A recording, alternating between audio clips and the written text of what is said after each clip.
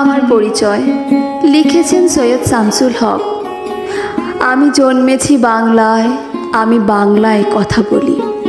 আমি বাংলার আলো পথ দিয়ে হাজার বছর চলি চলি পলি মাটির কমলে আমার চলার চিহ্ন ফেলে।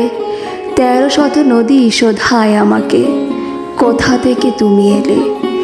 আমি তো এসেছি চর্যাপদের অক্ষরগুলো থেকে, আমি তো এসেছি সওদাগরের ডিঙার বহর থেকে, আমি তো এসেছি কৈবত্রের বিদ্রোহী গ্রাম থেকে, আমি তো এসেছি পালযুগ নামের চিত্রকলা থেকে, এসেছি বাঙালি পাহাড়পুরের বৌদ্ধ বিহার থেকে, এসেছি বাঙালি জোড়া বাংলার মন্দির বেদি থেকে, এসেছি বাঙালি বরেন্দ্র ভূমের সোনার মসজিদ থেকে, এসেছি বাঙালি আউল বাউল মাটির দেউল থেকে, আমি তো এসেছি সর্বভৌম 12 ভূঁইয়ার থেকে, আমি তো এসেছি কমলার দিঘি মহুয়ার পাল থেকে, আমি তো এসেছি তিতুমির আর হাজি শরীয়ত থেকে, আমি তো এসেছি গীতাঞ্জলি আর অগ্নিবীণা থেকে, এসেছি বাঙালি ক্ষুদিরাম আর সূর্য সেনের থেকে, এসেছি বাঙালি জয়নুল আর অবন ঠাকুর থেকে, এসেছি বাঙালি রাষ্ট্রভাষা রাজপথ রঞ্জিত থেকে,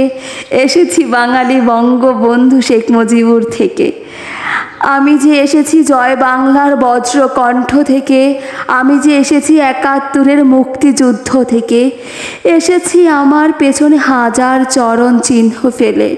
শোধাও আমাকে, এত দূর তুমি কোন প্রেরণায় এলে।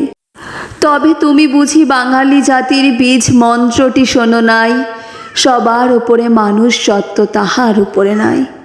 একসাথে আছি, একসাথে বাঁচি, আজও একসাথেই থাকবো। সব বিভেদের রেখা মুছে দিয়ে সাম্যের ছবি আঁকবো।